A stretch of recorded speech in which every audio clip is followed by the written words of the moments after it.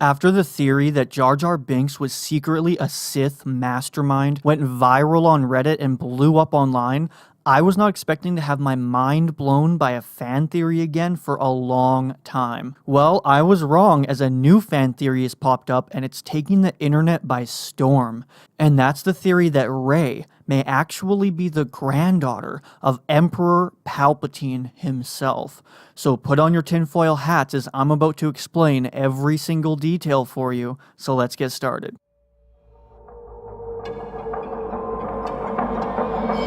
The very first move we see Rey perform with a lightsaber is a forward thrusting stab.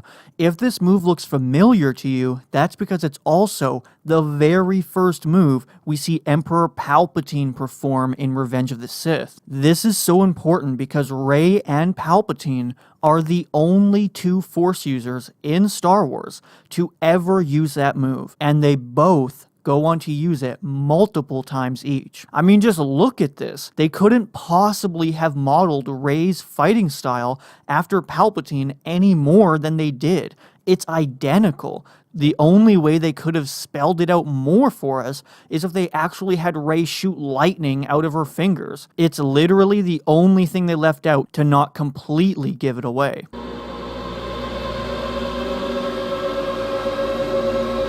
Rey's pull to the dark side is seen multiple times throughout The Force Awakens. First, there's her anger with Tito. But you really start to see her dark side anger after she kills a stormtrooper and feels the power of a blaster. She also gets pleasure out of revealing Kylo Ren's deepest fears to him. That you will never be as strong as Darth Vader.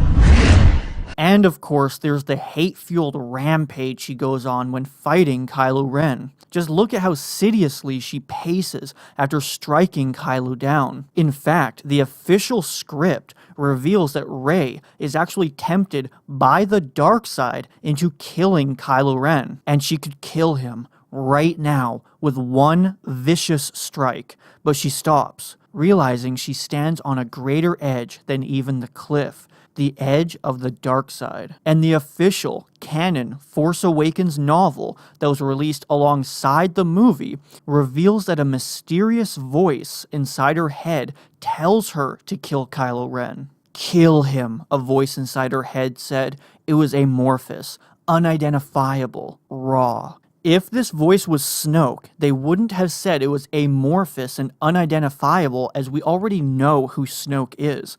So the voice was of another evil character, which is very likely to be her grandfather, Emperor Palpatine. So considering that Rey is unbelievably powerful and being pulled so incredibly by the dark side, her lineage must also be very powerful and heavily rooted in the dark side as well. And it doesn't get any more powerful or rooted in the dark side than Palpatine.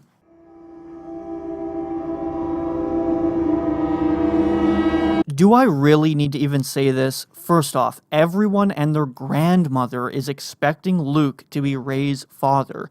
They basically spoon-feed it to you the entire movie. Don't you think they're trying a little too hard to convince us that Luke's her father? I mean, at this point, it would end up being the most boring and unsurprising reveal ever. It's pretty clear that they're purposefully misleading us, so when they reveal that her grandfather is actually Emperor Palpatine, it surprises everyone.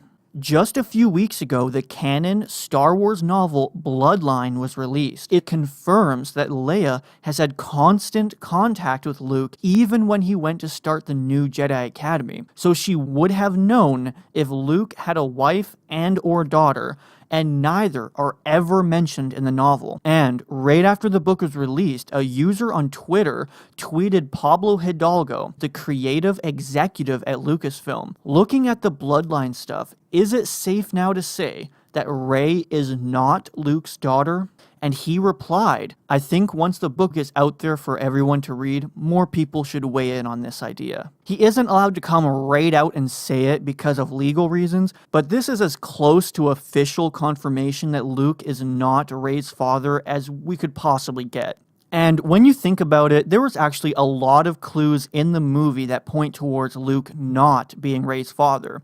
Like Maz Kanata implying that her family's already dead, Leia and Han Solo not knowing who Rey is, and I'm pretty sure they would know their own niece. J.J. Abrams even confirmed in an interview that Leia has never met Rey. The Jedi Code forbids Jedis from ever falling in love or marrying. Almost all the characters in Episode 8 would end up being Skywalkers. There'd be Kylo Ren, who's a Skywalker, Luke Skywalker, Leia, who's a Skywalker, and Rey Skywalker. I mean, come on. They need some characters from different families already. And Luke has an American accent while Rey has an English accent. And that isn't a coincidence either, because both Daisy Ridley and John Boyega have English accents. While we were on set, he was sick and tired of just being stuck in central London. Yet John Boyega had to change his accent for Finn while they wanted Rey to have an English accent. And if you don't remember, Palpatine also has an English accent. Rey's parents are not in Episode 7.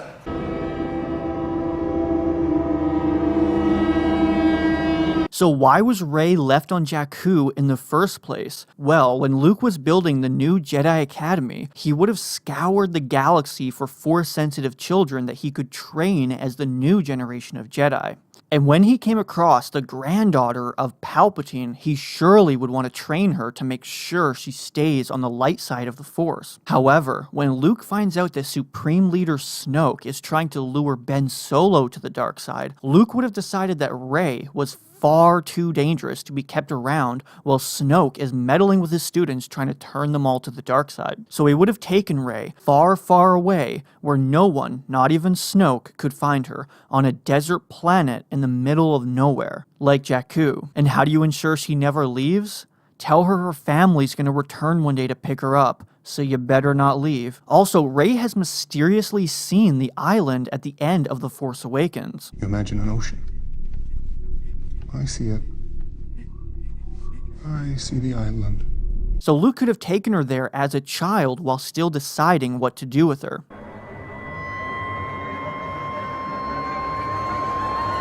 In the Force Awakens novel, when Rey force grabs the lightsaber out of the snow, Kylo Ren says, "It is you." Ren murmured. His words unsettled her. Not for the first time. He seemed to know more about her than she did about herself. So Kylo Ren knows of her Force abilities, and when you go back and watch the movie again, it becomes clear that not only does Kylo and Snoke know who Rey is, but they're also very determined to capture and train Rey.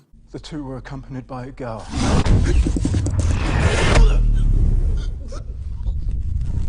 What girl? Bring her to me. She's just beginning to test her powers. The longer it takes to find her, the more dangerous she becomes. You need a teacher! I could show you the ways of the Force! So Kylo Ren knows who she is because he probably met her when Luke first brought her back to the Jedi Academy while Kylo Ren was still training with Luke. And of course, Snoke, being so wise and strong in the Force, would be able to sense Palpatine's remaining descendant.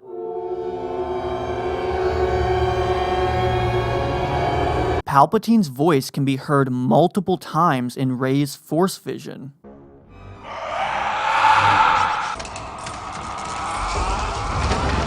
Achieve a power greater than any Jedi.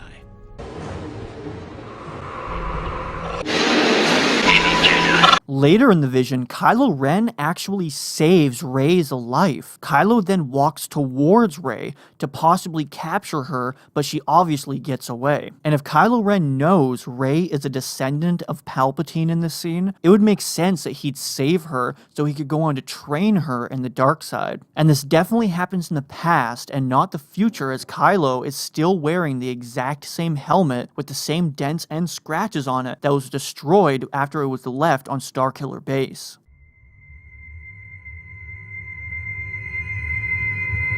Rey is mysteriously on the dark side of the Force Awakens poster with Kylo Ren. Seems like foreshadowing to me, and she does look pretty evil if I do say so myself.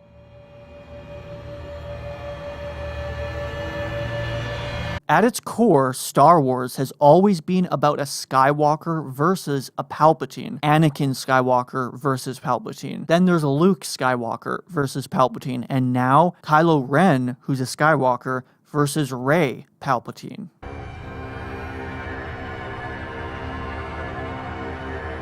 The fight between Kylo and Rey has a lot more weight to it when you consider that Kylo doesn't even want to kill Rey, seeing as if he can turn her to the dark side and train her, he and her, a Skywalker and a Palpatine, could rule the galaxy together, finishing exactly what Darth Vader started. Not to mention the poetic mirroring of the original trilogy, where the light and dark have switched places. Now a Skywalker represents the dark side and a Palpatine represents the good side, at least for now.